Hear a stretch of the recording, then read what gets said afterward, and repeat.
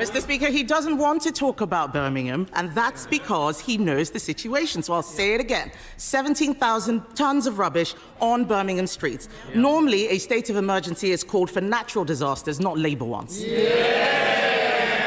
His policies have left our economy dangerously fragile. The Chancellor, once again, left herself no room for manoeuvre.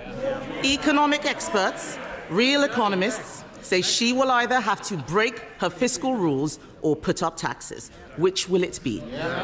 Prime Minister. I think she must have picked up the script she was using a few weeks ago.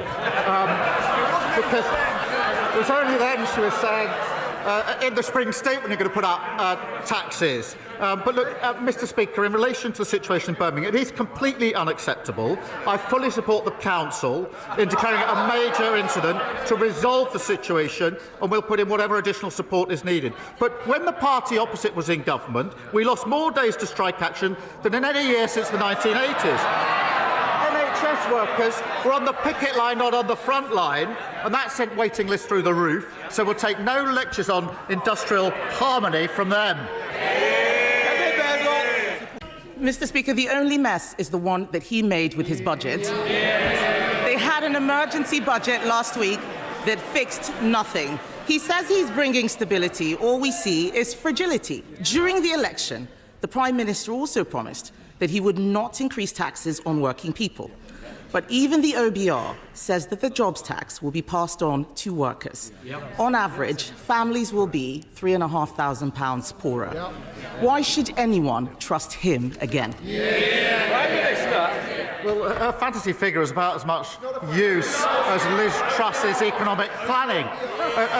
And she turns up every week to carp from the sidelines about the decisions we made at the budget.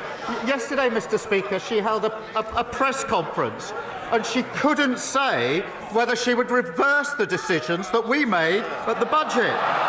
Now, I understand, because she can't bring herself to say that she doesn't want the investment of an extra £26 billion in our NHS.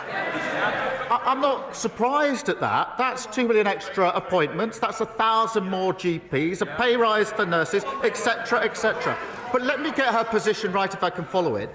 She wants the extra £26 billion in the NHS, Mr. Speaker, that was paid for by the national insurance rise. She wants that.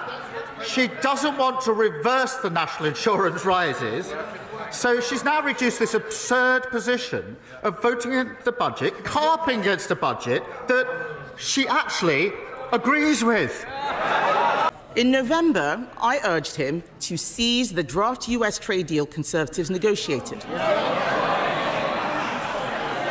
Instead,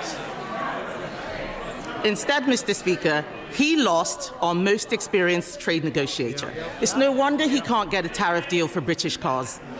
On this side of the House, we secured investments for that industry. £600 million from BMW, £2 billion from Nissan, £4 billion from Jaguar Land Rover.